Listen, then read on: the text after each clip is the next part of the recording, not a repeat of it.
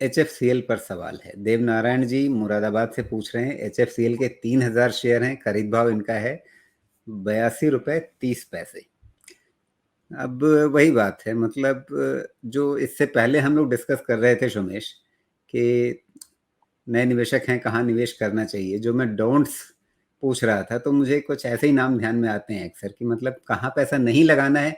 अगर उसकी एक लिस्ट बनाई जाए तो उसमें शायद मैं एचएफसीएल जैसे शेयरों को बहुत आगे रखूंगा, कि भैया ऐसे शेयर में पैसा नहीं लगाना है। लेकिन इसमें लोग पैसा लगा देते हैं, क्यों लगाते हैं?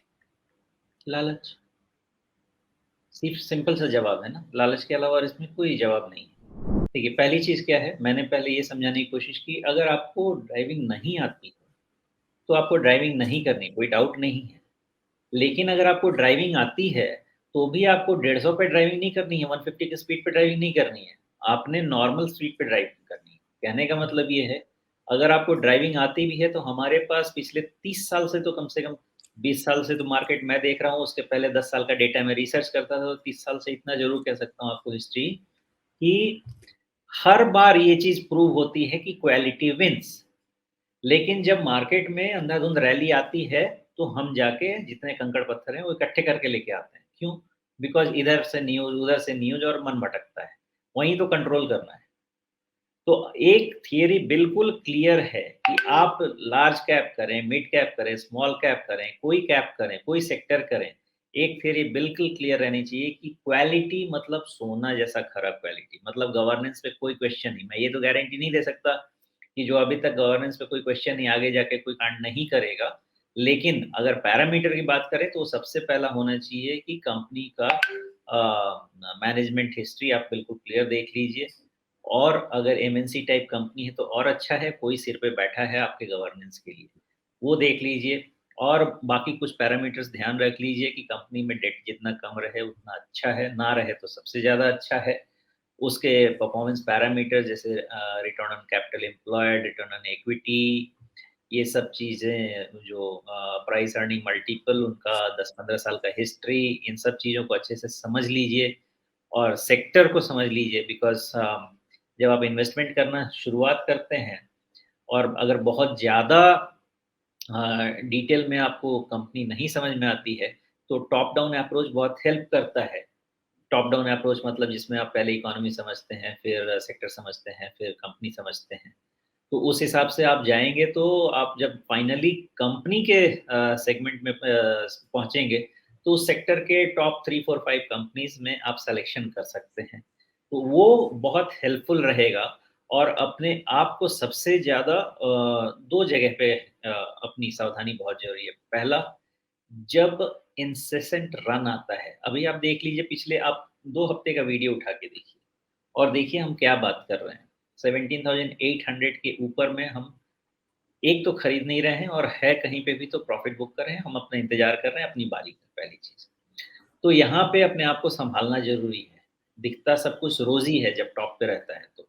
और जब नीचे गिरने लगता है, तो आपके अराउंड इतनी नेगेटिविटी क्रिएट कर दी जाएगी कि आपका दिमाग काम ही नहीं करेगा। वहाँ पे भी आपको दिमाग से काम करना है कि इतनी नेगेटिविटी क्यों हो रही है, मतलब ज़मीन फट गई, अब सब खत्म हो गया। तो दोनों जगह में आपको सैनिटी प्रिवेल करनी चाहिए आपके दिमाग में, और फिर सोचना चाहिए कि सही क्या है, और तब डिसीज़न लेना चाहिए, सिर्फ़ क्राउड के साथ जाने की ज़रूरत जी। अच्छा, इसकी चार्ट को भी देखेंगे एचएफसीएल को, और बीच में एक आरडी यादव साहब ने अदानी वेल्मर को लेकर के सवाल पूछना चाहा है। यादव जी अपने सवाल को थोड़ा और ज़्यादा स्पेसिफाई कर देंगे कि आपने खरीद रखा है, खरीद रखा है तो किस भाव पे खरीदा है, या अभी खरीदना चाहते हैं, टाइम फ्रेम क्या है आपका, ये सब थोड़ी और भी चीज़ें अपने सवाल में लिख दीजिए, फिर आपके सवाल पर आएंगे। फिलहाल अभी एचएफसीएल का ये जो चार्ट है इसको देख लेते हैं, और यहाँ पर कम से कम चार्ट में ये दिख रहा है कि जो हमारे निवेशक हैं उनको बहुत नुकसान नहीं हो रहा है, क्योंकि जो उनका खरीद भाव है वो तो मतलब उससे बहुत अभी ज़्यादा उलटफेर नहीं हुआ है। 82-30 इसी भाव पे उन्होंने खरीदा है। तो अगर शुद्ध रूप से इनका ट्रेडिंग का नज़रिया हो, तो एक जो मोमेंटम फिलहाल दिख रहा है, क्योंकि हमने एकदम से जो शुरुआत में कहा कि समझ में नहीं आता है ऐसे शेयर में लोग पैसा लगा क्यों देते हैं, तो उसका कारण तो फंडामेंटल की तरफ चला जाता है। लेकिन टेक्निकली ऐसा दिख रहा है कि 2021 के बाद से 2021 के अप्रैल के बाद से इसमें एक चाल आई, एक काफ़ी बड़ा एक कंसोलिडेशन रेंज दिख रहा है, लेकिन उसके अंदर भी जो छोटे ट्रेंड्स बनते हैं उसमें ये अभी 51-52 से बढ़ कर के अच्छा खासा 85 के आसपास तक आया, अभी ये 81 पर है। तो अगर ये एक अप ट्रेंड इसमें दिख रहा है, शुद्ध रूप से ट्रेडिंग के नज़रिए से कोई इसमें अगर आया हो, जैसे इनका खरीद भाव के बिल्कुल पास अभी ये चल रहा है, तो शायद इनका ट्रेडिंग का नज़रिया हो, तो उस हिसाब से क्या करना चाहिए फिर इन्हें? मोमेंटम ट्रेड कर रहे हैं तो 77 के नीचे का क्लोजिंग बेसिस पे स्टॉप लॉस लगा के रखिए, होल्ड कीजिए, खरीदना है खरीदिए, लेकिन 77 के नीचे का क्लोजिंग बेसिस पे स्टॉप लॉस लगा के। चलिए, बहुत एकदम स्पेसिफिक है 77 स्टॉप लॉस। उसके नीचे जाए तो कुछ सोचना नहीं है, क्योंकि ऐसा शेयर है नहीं कि आप इसको बहुत अपने पोर्टफोलियो में रख करके बहुत चैन से रहेंगे।